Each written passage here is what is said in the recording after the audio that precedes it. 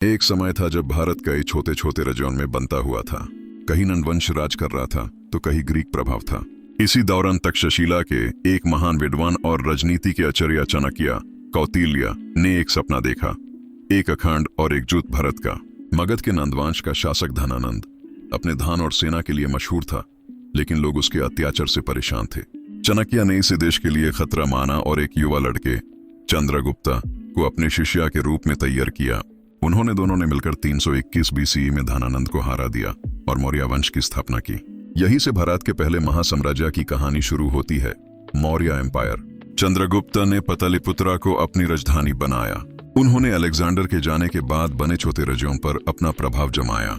North west में Seleucus निकाटर, जो Alexander का सेनापति था, से युद्ध हुआ। चंद्रगुप्त ने उससे हरा दिया और दोनों के बीच संधि ट्रीटी हुई। सेल्यूकस ने 500 हाथी दिए, बदले में चंद्रगुप्त ने उससे कुछ प्रणत दे दिए। इसी समय मेगास्थनीस, जो सेल्यूकस का ग्रीक राजदूत था, पाटलिपुत्र आया और उसने इंडिका किताब लिखी, जिसमें मौर्य साम्राज्य के जीवन का विवरण है, नगर योजना, प्रशासन और समाज सब कुछ। चंद्रगुप्त का राजा सेंट्रलाइज्ड मोनार्की था। राजा के विभाग प्रांत प्रोविंसेस दी, जिनके शासक कुमार, राजकुमार या आर्यपुत्र होते थे। उनके अंतर्गत ग्राम और नगर थे, जहां स्थानीय अधिकारी प्रशासन संभलते थे। राजधानी पाटलिपुत्र में एक मंत्री परिषद काउंसिल ऑफ मिनिस्टर्स थी, जिसमें अमात्य मिनिस्टर, सेनापति, आर्मी चीफ और महामंत्र ऑफिसर शामिल थे। इन सब के ऊपर था एक शक्तिशाली राजा, जिसे देवानंपिया, बिलव्ड ऑफ द गॉड्स, कहा गया। चाणक्य ने उनके प्रशासन और नीति के नियम लिखे अपने ग्रंथ अर्थशास्त्र में। इसमें टैक्सेशन, एस्पियोनाज, गुप्तचर तंत्र, एग्रीकल्चर और जस्टिस सिस्टम का वर्णन मिलता है। अर्थशास्त्र के हिसाब से राजा का कर्तव्य था प्रजा की सुरक्षा, समृद्धि और न्याय। अर्थव्यवस्था, इकोनॉमी, मौर्य समय में कृषि, व्यापार और कर पर आधारित थी। कृषि मुख्य व्यवसाय था। व्यापार में सिक्का प्रथा, पंच मार्केट कॉइन्स का प्रचलन था।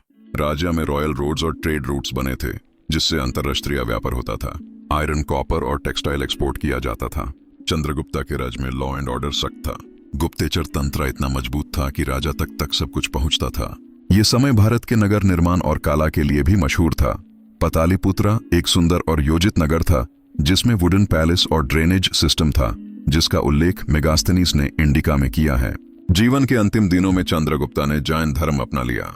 उन्होंने रजा त्याग दिया और श्रवणबेलगोला, कर्नाटका में सल्लेखाना व्रत, फास्ट अनटू डेथ द्वारा अपनी अंतिम साधना की। उनका अंत भारतीय दर्शन और धर्म के मिलान का प्रतीक बन गया।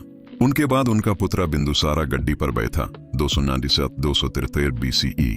बिंदुसारा को ग्रीक लेखकों ने अमिट्रोचैटिस कहा है, जिसका मतलब है एनिमी स्लेयर। बिंदुसारा ने दक्षिण भारत तक अपने साम्राज्य का विस्तार किया। तमिल देश के कुछ राज्यों को छोड़कर उन्होंने तक्षशिला और उज्जैन को मुख्य प्रशासनिक केंद्र बनाया। बिंदुसारा ने ग्रीक राजा एंटियोकस से राजनीतिक संबंध बनाए। उनके समय भी साम्राज्य में स्टेबिलिटी और प्रॉस्पेरिटी बनी रही और ये समय मौर्य वंश के स्वर्ण युग की तैयारी था।